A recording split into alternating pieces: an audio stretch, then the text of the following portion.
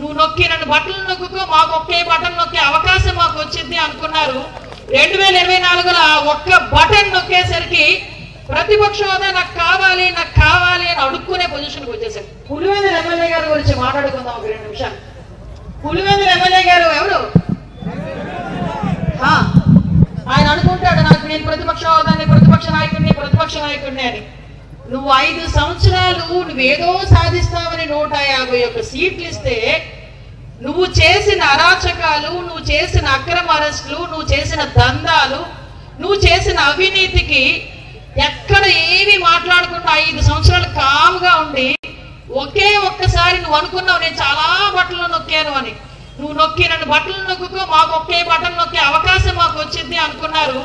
2024లో ఒక్క బటన్ నొక్కేసరికి ప్రతిపక్ష హోదా నాకు కావాలి అని అడుక్కునే పొజిషన్కి వచ్చేసారు. అది కదా ఈరోజు ప్రజాస్వామ్యంలో ఓటర్లకు ఉన్న బలం. అతగాడిని గురించి గుర్తొస్తే మీకు గుర్తొచ్చేవాడు 4-5 చెప్పండి ఒకసారి. జగన్మోహన్ ఎక్కడ బలి చేపెడతాడు, ఒక కోడికత్తి, ఇంకా